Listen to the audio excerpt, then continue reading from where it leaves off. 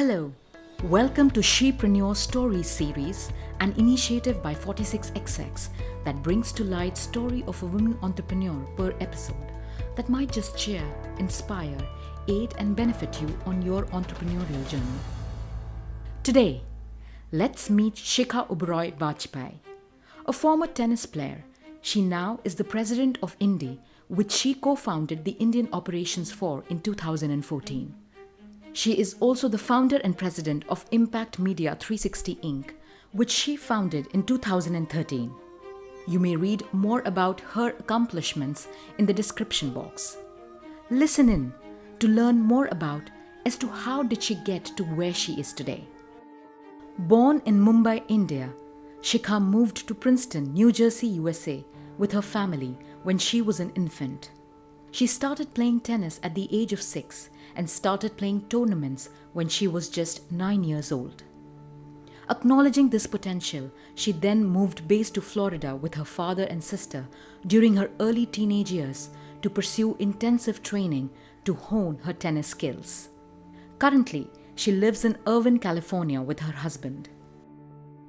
Shikha is one of 5 daughters born to Madhu and Mahesh Uberoi. She was brought up in an environment surrounded by people who were hardworking, driven, and entrepreneurial in nature, which automatically inspired and encouraged a self-oriented and self-starter mindset amongst her and her siblings. Her father, an entrepreneur, came to America when they were young and made sure that they enjoyed and realized the American dream on the foundation of their Indian culture, especially the Vedic knowledge, thereby inculcating the best practices of both the East and the West. Shikha was relaxed and carefree as a child and young adult, who went with the flow and loved being in nature. This is true of her even today. Yet she had a very active schedule, comprising of tournaments, matches, swim meets, piano recitals, performances, etc., which she participated in seriously, competed, and won. While she was expected to top the class in everything she did, she was also able to switch on the hardworking and competitive spirit when required, because she enjoyed whatever she undertook, as it gave her a platform to express herself and learn from the experiences and the opportunities she was given. She didn't take grades or losses too seriously until she was taught to take them seriously, that is, to feel bad if she lost versus just learn and move on. Learning that was important, she was told, so she could really feel the wins more. However, she went with the flow, did the best she could, and was determined to succeed even if she had a couple of losses along the way. Growing up, Shikha aspired to be happy and carefree on one hand, and win championships and Grand Slams and be number 1 in the world on the other. She always wanted to play tennis for India, even though she grew up in both countries. She wanted to make Indians proud of their potential and represent that pride too on the tennis court. Shikha wanted to be like her role model Steffi Graf and lived that thought and action over and over again for several decades of her life. Just goes to show that when one sets their mind to something, thinks about it and totally absorbs themselves into it, one can get it or get oneself towards getting close to it. Shikha has been blessed to be born to parents who drove her. She had a fantastic childhood as there was so much effort, care, love and desire from everyone in their family for all the kids to succeed in their own path. But what really sustained that drive was the sheer joy and excitement that her pursuits brought her in the form of small experiences like laughter in school, on the court after, etc. In addition to having a natural flair for tennis and swimming, Shikha was also inclined towards academics as she loved history, geography and storytelling. She took a leave of absence from Princeton University at the age of 17 after completing her freshman year there, when she had to switch to tennis full-time. And later, when the time came to hang her tennis racket at 26, she decided to pick up where she left off academically and went on to graduate from Princeton University with a BA in anthropology and a minor in South Asian studies. She is honored to have won Princeton's prestigious Kit Harris Memorial Award for Leadership and Ethics. Shikha's life as a professional tennis player was very intense, with daily rigorous practice sessions, lots of traveling around the world, living in hotels, and being in high-pressure competitive scenarios over and over again. While she had the privilege to experience the glamour, the prestige, tremendous amounts of learning, enjoying wins with family on one hand, she also got to experience the pressure, the losses, and the loneliness that comes along on the other, just like life.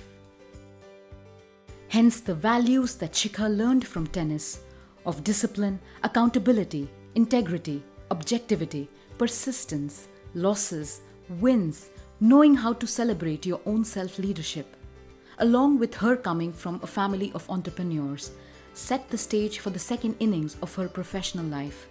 That is, pursuing entrepreneurship, and that too towards social causes with the idea of moving the needle forward towards better humanity, with the addition of the component of innovation around it. Making a Facebook campaign around the impact she wanted to create didn't seem like a good enough idea to her. Shikha ventured into entrepreneurship in 2010 with the aim of empowering people and societies with equality and justice, a cause close to Shikha's heart, as she wanted her success to be of value and wanted fellow Indians to make their mark on the world, just as she had. Her company, Impact Media 360 Inc., launched the world's first ever social entrepreneurship reality TV show, The Real Deal, in 2016, generating nearly 3 crore rupees of deal flow for India's top social entrepreneurs and enjoying 10 million loyal viewers. The Real Deal is on its way to becoming a global franchise. And since the launch of its app earlier this year in July in the US, Indie, her other company that she co-founded the Indian operations for, is ranked 8 in the App Store under business with over 120,000 app downloads. Indie has raised $9 million, nearly 70 crore rupees in equity across 2 rounds. The India launch of the app is slated for Q1 2021. Shikha will now give us a peek into what her entrepreneurial journey has been like. I'm SHIKHA UBEROI BAJPAI, a former professional tennis player for India, a television creator and producer, and today the president of Indie. I have gone from tennis to TV to technology, weaving my story with the threads of experience, social impact, and my love for a challenge. I began my entrepreneurial journey actually watching my father. My father is an entrepreneur, and watching him succeed in everything he did was very powerful. It was very impressionable. His resilience, his determination, his work ethic truly left an impact on my life. I also have to say that being a professional tennis player is a lot like involving yourself in an enterprise as well. As the tennis player, I'm the product as well as the leader.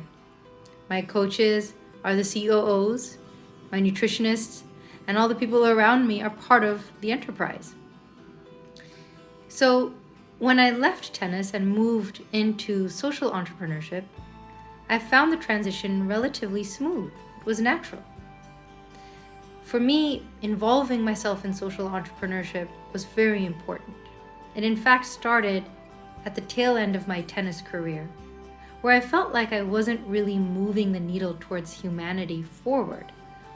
Playing tennis was wonderful, it was a great experience, but beating or losing to one player to the next really didn't speak to me as loudly as it used to.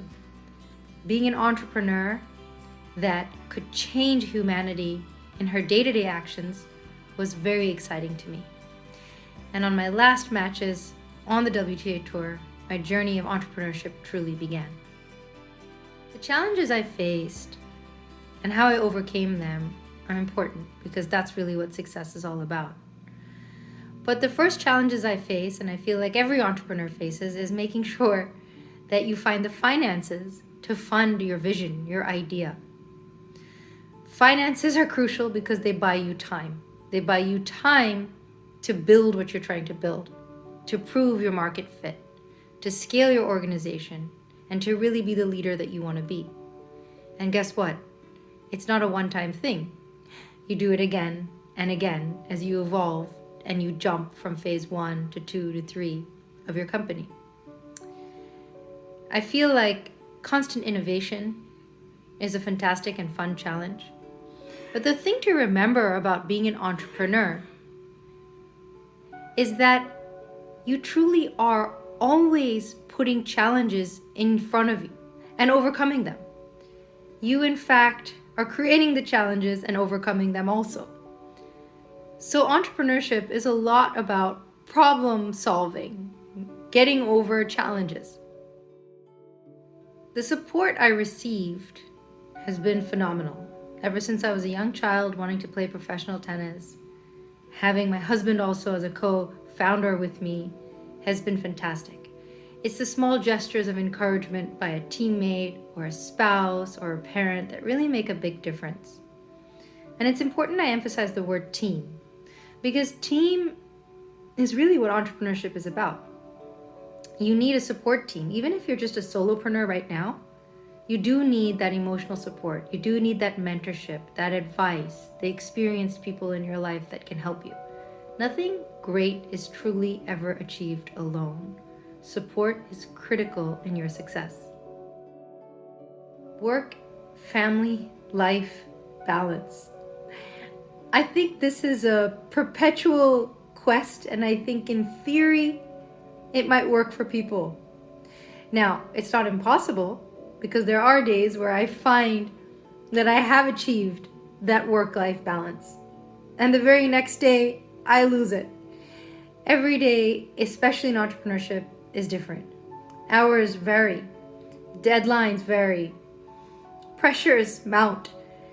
And phases in a startup also accrue a different type of balance. Like they force you to find variations of balance in a week or in a month. Long stretches of hours and hours and all-nighters do occur. Now, work-life balance every single day, I think that's a dream. But when I do achieve it, I'm very happy.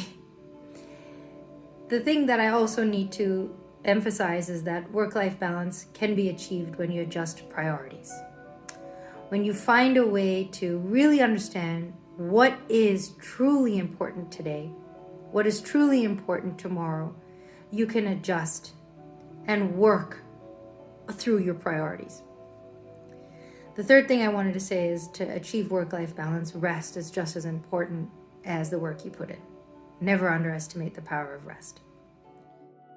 The accomplishments I've had in my life, touch wood, have been a real blessing, and a lot of people have been a part of them and have enjoyed them with me. The ones that I'm very grateful for and excited to share here are regarding The Real Deal. The Real Deal was the first impact investing reality game show and deployed over 2.6 crore of deal flow to 9 out of 12 of the social entrepreneurs who came on the show. We enjoyed over 10 million loyal viewers each week. And this for me was very powerful because social entrepreneurship is such an important industry. And to give the type of light and respect it deserved was very, very powerful. And I could see that the benefits impacted a lot of people worldwide, not just in India. The Indie.com, the catalog we have with Indie.com is the third largest, we believe, is the third largest in the United States, with over 2,000 retailers and over 80 million products. We have launched an app which has over 140 million downloads in just a couple months. So I'm very proud and grateful of these accomplishments, and want to emphasize that just because I get to tell them to you doesn't mean I'm the one fully responsible for them. It's always a team, and I'm so proud of the people that have made this possible. The final thing I wanted to share is that success and accomplishments are only relevant in the moment that you reach them. They really are. They vanish the moment it's done. And it's very much about finding success in the journey. Because success is instantaneous. It goes away. The moment you grab it, a second later, it's gone. You have to achieve it again. But what lasts longer and what teaches you more is the journey. I want to be very clear with that message.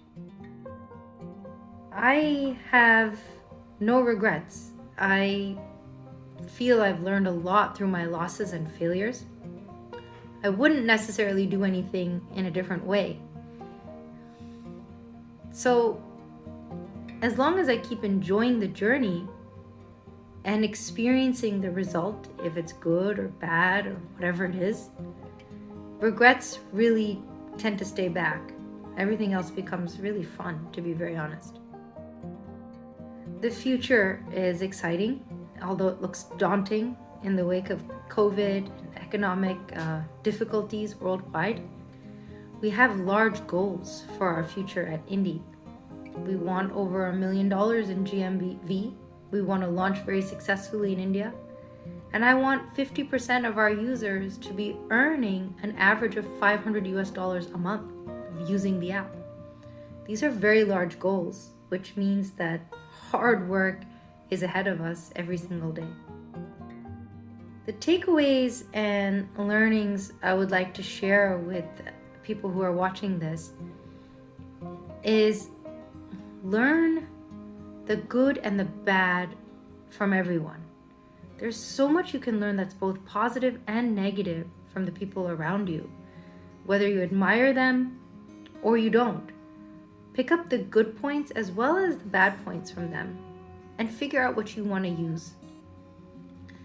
The other thing I want to share with that is something similar. Everybody has motivations. They have both positive motivations and motivations that could hurt you. And it's not that you have to worry about the motivations that could hurt you. You should be very clear with the way reality works. Not everybody is good and wholesome and truthful. There are a lot of people out there that hide what their true motivations might be. That doesn't mean that you should turn into somebody who's worried all the time, but just simply being aware that there are two sides possible to every person, and you never know when they show up. That's a very important lesson that I've learned the hard way a couple times. I do give everybody the benefit of the doubt, and I do set the conditions in the best possible way that the best intentions and the best motivations of the people and the interactions we're having always come forth. The third thing I would like to share from a lesson to learn, especially for women, is to not feel inadequate. Remember, you are enough. Finally, the advice that I would give to women especially is to doubt the doubt back. I imagine, just like me, you have a lot of statements that run in your head that tell you can't do things, or you shouldn't, or what will people think of you. Doubt them back. Doubt back. You've never challenged doubt, have you? Talk to doubt. Tell doubt, I doubt you back. And then see what happens. Regarding 46XX, I think this is a fantastic initiative. It's a powerful one and badly needed, especially in India. As a female entrepreneur, I know the power that women bring in leadership and entrepreneurship, their resilience, their drive, and most of all, the grace and the empathy that women have is so important in our world today. I really feel that 46XX is encouraging women to stand up and letting them believe a little bit longer in that idea, that dream, that what if I had my own startup? What if I took this idea forward? Taking that extra step, regardless of what happens, will be a very impactful experience in your journey.